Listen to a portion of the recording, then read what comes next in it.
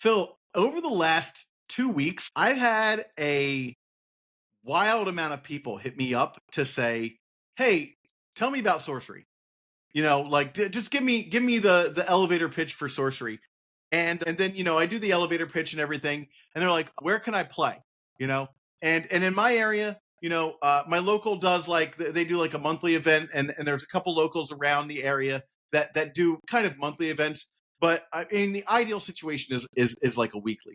And so I thought about this a little bit when I was talking to people and kind of explaining the benefits of sorcery and why I like it right now as a like I think a lot of people it's their second card game after Magic. And one of those things is like you can, one set a year is a thing, right? LGSs have feelings about that though. In fact, I was speaking to an LGS owner about sorcery in particular on Friday, and they were like, "Yeah, well, but one set a year, people lose interest," and they're not totally wrong. That is tough to keep that cadence up, but I think that sorcery's doing a very good job of expanding that hype with events. If they can keep these events coming, and they're relevant events, and the metagame seems to be shifting well, because I think you and I mentioned this, nothing gets stale because there is that like chess likeness to this game where it's always novel. You can have a pretty strong, normal, and predictable opening, but then after that opening, and actually Golden Eagle Cards just did a great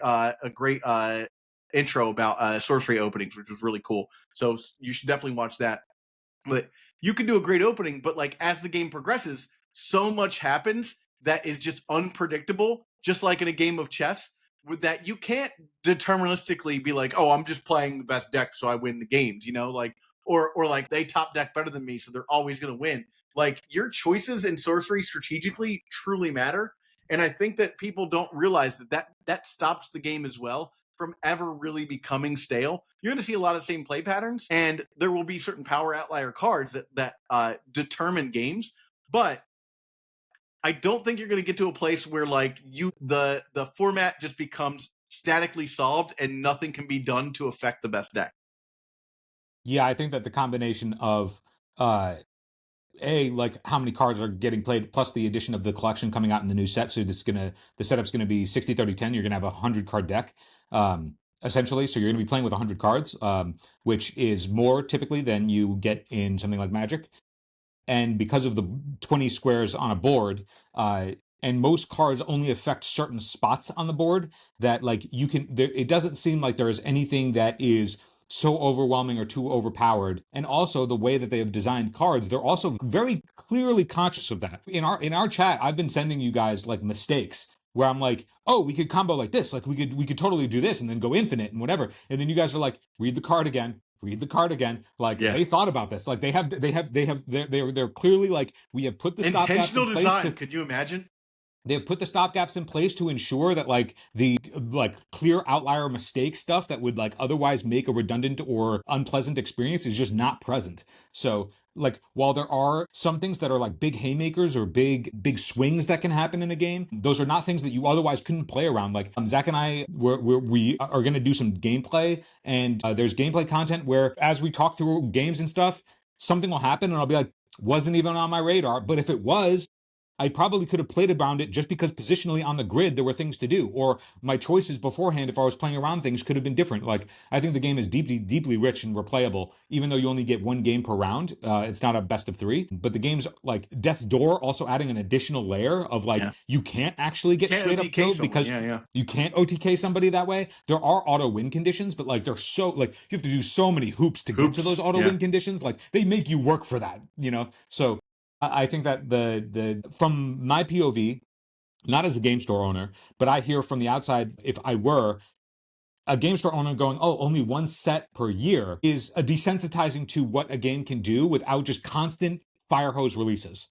Phil, I think that like if you had to guess, because I haven't said yet, do you know what the title of this episode is? pray tell Zach. It's support sorcery locally. Think locally, act globally. Is that what they say? Think globally, act locally. Think globally, act locally. To get this game into your LGS, you're going to have to go to your LGS and ask them. Talk about the game, show them how fun the game is. Bring a couple people, build a couple of decks. Get a battle box together, right? do the things that you would do for like classic examples like pre-modern for Magic. When I started playing pre-modern, everyone was like, another format. And I started showing up to my LGS with a couple of extra decks, throwing them in people's hands. And look, if you ask him, he'll tell you, Phil Wynn, one of the most outstanding members of the pre-modern community, introduced him to the format. I stuck I think White Weenie and Cadaverous Bloom into his hands, and he was just like, this is fun. And now it's his whole personality, you know? And I love it. I look forward to the banding newsletter. MTG banding. Every time, it is one of my favorite things to just devour the moment that I see it in my inbox. Speaking of support sorcery locally, thinking locally and acting globally. Lord of Itza just dropped his Patreon, which we have just subscribed to. Check out Lord of Itza's Patreon just to support a great channel. Josh does a really excellent amount of work to get the news out to everybody almost daily, and his rules videos are amazing. They certainly he's help a judge, me. Right? Yeah, he's basically the judge for sorcery, and just an amazing amount of community support from that guy. Just a great resource overall for the community. And if you have $5 to spare, like, your $5 is going to the best possible place, because Josh does so much work for the sorcery community at large. And you're looking at things like SorceryCon, you've got SCG Cons, stuff like that.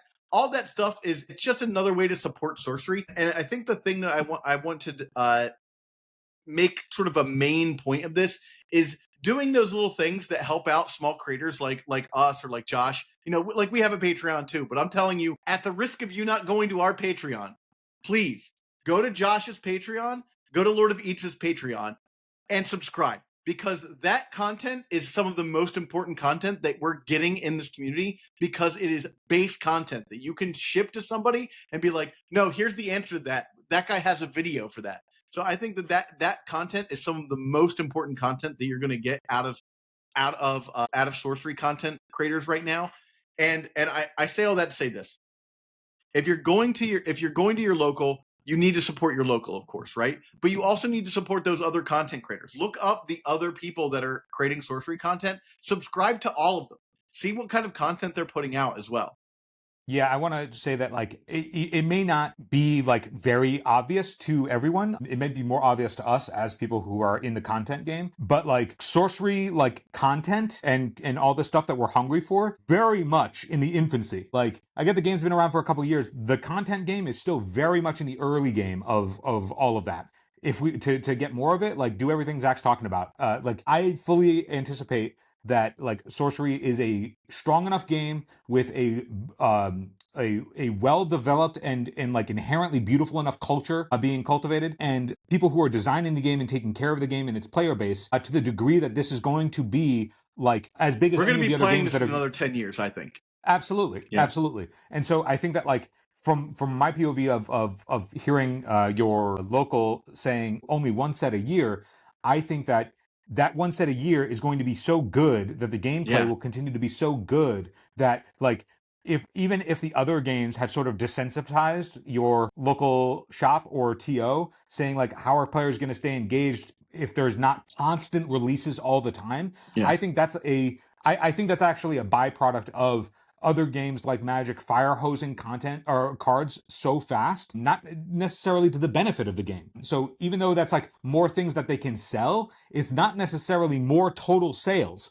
So I think sorcery is early enough that, like, you could see a boon of new players coming in because the game is supported, that then that one set or catching up from the previous handful of sets that are already released actually do catch up and make the bread that the locals want to make off of whatever games they're going to support. And so, but like, in order to do that, they need to know that, like, the players that they're trying to provide for will show up, and that's where we can actually like control our fate. We can control the agency of what's going to happen in the future, and that's something that happened in New York, where I'm at. There was one spot when I was hungry. I was like, I want local action, because I was like, I don't want to wait until the next con or SorceryCon that we get to go to. I didn't want to wait months at a time, and so I found Action City Comics, which I haven't even been able to get to yet because of work-related things. But somebody was like, yeah, there's a local every week. And I was like, great, I'm going to go to that as soon as I possibly can. And then as soon as that hit, There was more action where they were Invited to like, the yeah, hey, Discord, like, hey, yeah, just yeah, all of the immediately. Discord, and then that was Now enough Hex and action Co. where, and now there's Hex and Co in Union Square, which is like there's a couple of Hex and Co's, which is a gaming shop around New York City, and they're starting to do a weekly 3-rounder at the Union Square spot, and so I'm going to be there this Thursday because it's going to be Awesome. every Thursday. The only downside is that it's going to be at the same time as pre-modern.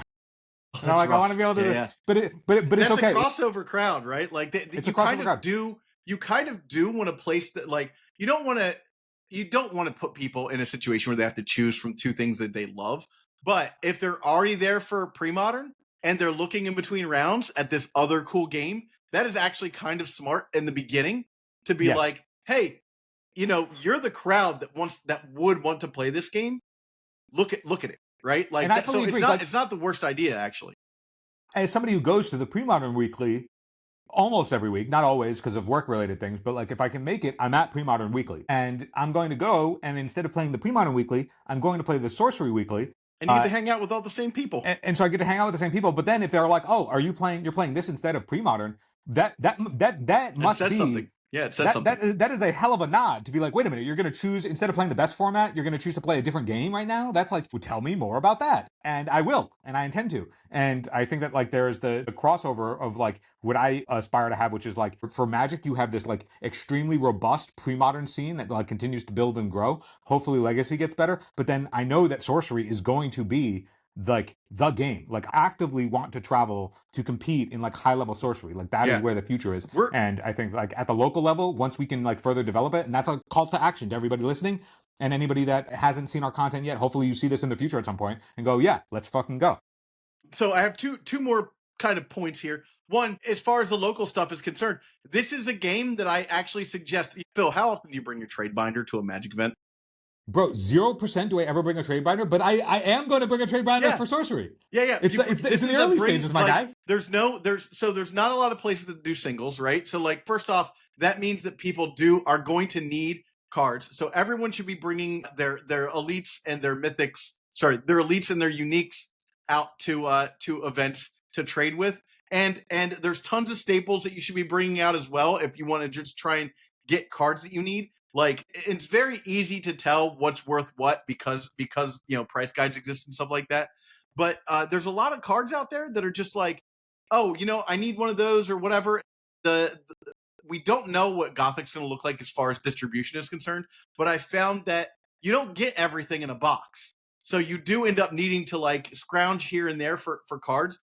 If you get like a foil rare, a foil elite, or a foil unique card, that there's a place to offload it. And eventually what's going to happen is when the vendors, the local scene sees that you're bringing cards to trade and stuff, they're going to be like, well, we should start just carrying singles because if they're here, if there's a want and a need, well, then we're going to have to just start doing something to make sure that people can get that demand, right? So there's that. And then the other thing I want to talk about, Phil, kind of the second half. We're at 15 minutes in, so let's talk about the second half of this episode. SCG has renewed faith in this system. We've got SCG Con Vegas coming up. I think while we're gone, unfortunately. We'll be at Eternal Weekend Europe. Anybody out there know that we would be at SorceryCon Vegas if it didn't have a direct conflict with us at Italy. Yeah. If we weren't doing Eternal Weekend Europe for the first time, we would be at SorceryCon Las Vegas. Yeah. If I wasn't taking my wife to Europe. But we have 3 more events next year: Atlanta, Milwaukee, and what was the other one? Well, Milwaukee actually overlaps with SorceryCon. I'm going to get to that. Okay, you're going to get and that's probably some initial conflict of like something being locked in beforehand and then something else being locked in after the fact. Oh, yeah. The game's still young. That is 100% just a snafu of like, we were doing this and then SCG Con doesn't care when SorceryCon is happening, right? They do this stuff years in advance, right? So we've got Atlanta, January 9th through 11th. Portland, January 23rd to 25th. I'm assuming that's Portland, Oregon. Milwaukee, February 20th to the 22nd. And Richmond, March 6th through the 8th. That is Q1. That's Q1. 4 events. Has there ever been, has any place ever listed Portland and it been Maine? I hope not. Has that ever happened?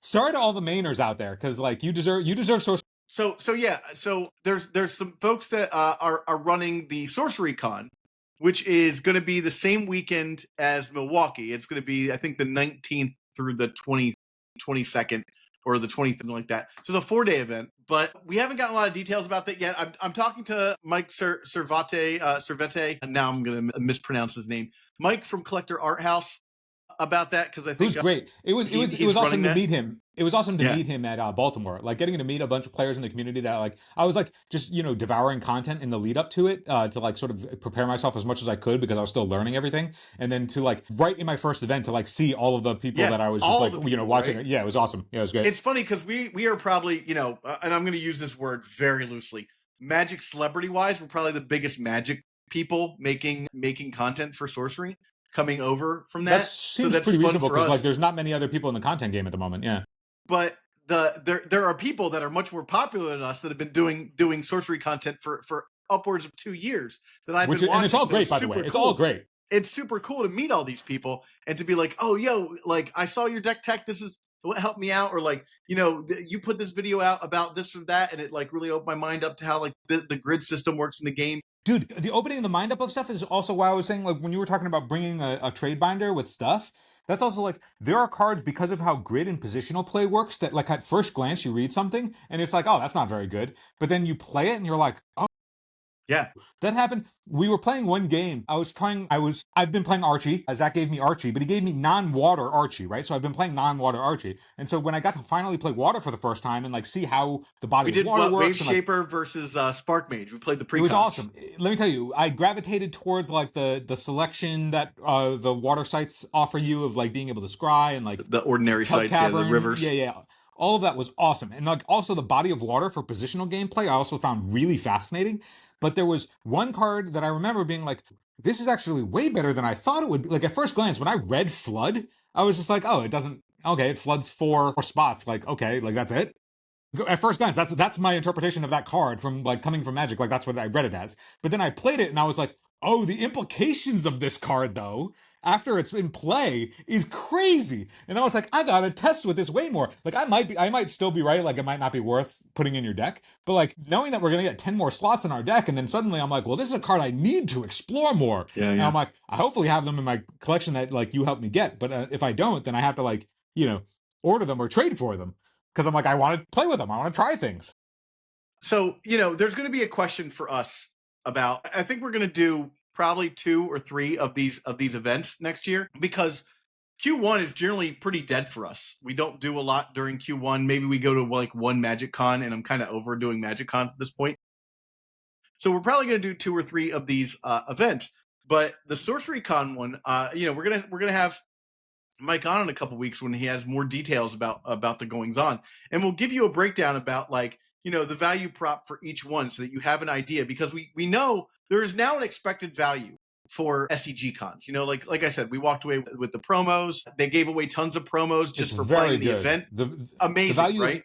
is very good, and I'm used to events where like all of the Eternal Weekend events, you have to buy a badge just to get into the space. Yeah. But SCG Con, you don't have to, You like just you can walk just in. go in. You can walk in because they allow people to just walk in because that's just potential buyers for vendors. But like you don't need a buy-in to just get into the space. You can just get in, which is really lovely. And so it's actually like not a lot of money to like play in any of the sorcery stuff. So the EV on the return that you get just value wise of like if you show up, not only do you get to play and have fun, but like the actual financial return of like the promos and things that you get and the support that you get for the We entry and walked everything away with is like $600 worth of stuff it's for very like the good. $50 that we paid to play in the event, or It was $35 that we 30 it paid. was 35 a piece, but And then we like paid that's $60 twice a piece for the Dragon Lords. But like, very important, Phil. Something that I should have mentioned a while ago, and I'll mention this again at the start of the episode, perhaps. We're giving away 2 Dragon Lord boxes. One when we hit 500, and one when we hit 1,000. So if you just comment below like Dragon Lord, say something about Dragon Lord, you'll be in that drawing. When we hit 500 subscribers, I will do a drawing and pick somebody out. Now you're not going to get the foil. We opened the boxes already, but you're going to get a collection of Dragon Lord. So if you're having trouble getting a Dragon Lord, do me a favor. If you're the type of person who already has Dragon Lord and you win this, give that to somebody who doesn't have it. You know, come on, Yeah, hook people up. because We're trying to get we got these to out to expand. folks. We got to expand the community and get Yeah. cards in players' hands. And Yeah. what's nice about the Dragon Lord set too is that because everything it's all uniques. It's So contained. once you Yeah. have it, you have what you need to for any of those things that you'd ever want to play. Which I found as still a relatively new player to the game. Like when you gave me a Dragon Lord box, I was like, I don't need to get any additional copies of these. I don't need like like it was it reminded me of when Secret Lairs for Magic first came out. It's like if you wanted a thing that only came with one copy, you're like, I guess I got to get 4 Secret Lairs so I can get my set. And it's like, nope, not here. It's all Yeah. uniques. You're done after you got So everything awesome. you need after It's so Yeah. awesome. So I what that part aside, the drawings and everything. Hey, comment below, all that stuff, right? But I do want to have Mike come on, and I spoke to him a little earlier today. I'm going to have Mike come on and talk about the value prop for SorceryCon because I've never been, and I'm assuming that there's a ton of great reasons to go to SorceryCon as well over SCG Con, so there'll be a decision that we make at some point about which one we go to. I think that for us, I think it just makes sense. We go to SorceryCon just to see because we're going to go to all these other SCG Cons at some point. I'm going to tell you, I love Milwaukee though. The other one is in Indianapolis. The SorceryCon's in Indianapolis, which is also a great town too. Question about the SCG Cons. They announced that they're going to be sorcery at all of those SCG Cons, but they didn't say which ones are going to be crossroad events, right? I think they're all Crossroads events. I think all crossroad every events. SCG Con has a Crossroads event in it. Nice. Awesome. So I'm pretty positive. They didn't say that specifically. They were That's just why I'm asking about, but I yeah. Just asking about like, judging when Chase posted this. But I it would behoove us to have him on sometime soon as well. We've spoken with Chase over the last couple of weeks to talk about SorceryCon in 2026 and what to expect from it. Because I can't imagine they'll still be giving out swaps. Because swaps out. Will they be giving out something else? Maybe they will be giving out swaps. Swaps are cool. That's one of the great things about. So swap is going to be out in Gothic. And it's exceptional. So it's an uncommon basically in Gothic. One of the great things about this game too, though, is that when a promo gets printed normally, that promo tends to maintain its price point. Yeah. There's collectability in this game because the art is so rich. Yeah. For example, they gave us a Lone Tower when you entered the tournament, and that card goes for when you paid $35 and entered the tournament and made it through the first round of the Crossroads event. They basically handed you a $200 bill in a Lone Tower, which is an ordinary sight that comes in every like pre-con comes with one of those. So and the foils in this game are exquisite. So nice. Yeah, they got that raised lettering. It is chef's kiss. Exquisite. Chef's kiss. I want to also ask what I assume we'll get to at some point at these SCG Cons or at the Sorcery Cons or any of the other big events as Sorcery starts to pick up too. I know that they have done some amount of featured match play in a featured match area where they do capture it and then they do commentary after the fact. Like they'll record it and then they'll do commentary afterwards and then release it to their YouTube channel. And I also want I want these events to like get enough traction and continue to be big enough. That way we can help the sorcery folk endeavor into getting live coverage. We have those connections. We know the people that know how to do the thing, and we can find out a little bit about that. And I think it would be so very cool. To have a particularly like the Sorcery Twitch channel or something like that. Yeah. Yeah, if you're going to Sorcery in Portland, presumably Oregon, and you're like, well, I'm not going to travel cross country.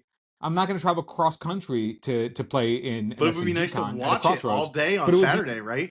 Sure, would be awesome to watch all 7 or 8 rounds or whatever it's going to be throughout the weekend. See some feature matches. Hell yeah! Like I think that is a great future to aspire toward when they have the resources and enough support to get to that stage. And we happen to know a lot of the ins and outs of that, and can be part of the community members that help get to that position once Sorcery's at that spot. So something to look forward to as like as another means to like continue supporting these big events and to finding reasons to go out to them to support the Eric Curios's team. Because eventually, like it's clear, like the trajectory of this seems so clear. It's just a matter of like how long until it gets to these spots that are very, very obvious, like where it's going to eventually get to. So let's talk about some quick wins for everybody. I love a quick win. Some quick wins. One, subscribe to the channel and comment below. You're gonna to do the Dragon Lord thing. Once we hit 500, we're giving the first one away. Once we hit 1,000, we're giving the second one away. Right? Share this with somebody. That would be great. I'd love that. Share this with your friends. Tell people about the Common Sense podcast, right? That's another thing. Then after that, we have a Patreon, which I have just made sure that there is a delineation between our magic and sorcery content. So if you join at the sorcery level, sorcerer level, I should say, you'll only see sorcery content. So if that's what you're into, that's what you'll get. Then we have a magician level that has magic and sorcery, and we have only magic level stuff. But if you're into sorcery and you want to see more sorcery content, you want to see ad free, once we get monetized, we're going to probably get ads and sponsors and stuff. So if you want to support us now and get that content ad free, get it to your own personal RSS feed, you can go to patreon.com/eternaldurdles, which is our business. That is all of our podcast world lives under Eternal Durdles, even though we are the Common Sense podcast. And then from there, Phil, what do you got? What do you got? What do I got? Well, I got to talk about how we're the Common Sense podcast, and now there's going to be 7 Common Senses that we get to play, bro. I'm so hyped. No, the other thing that you have, Phil, is on we have a website, eternaldurdles.com, that This is hosts true, yes. written content about Magic the Gathering, but you can also submit articles that you want to write about sorcery, and we will host it for you there. It's a place that people can go to read content, and Phil is a talented editor, so you don't even have to be a great writer. Phil will edit it for you, make it look pretty, make it look nice, and have it there for you, and you will have a written content that we can use to support locally and globally this game. Yeah, I'm an editor by profession, so it is in my wheelhouse to do so. Right now, Eternal Durdles it says Magic the Gathering written content, but we dabbled in a couple of other games. Like there's a couple of articles about Overpower on there. Overpower yeah. And if there's enough interest, if there are enough people that like want to write about sorcery just to like get ideas out there or share thoughts on different things. If there's one person that wants to write about sorcery, write an article. We'll put it in.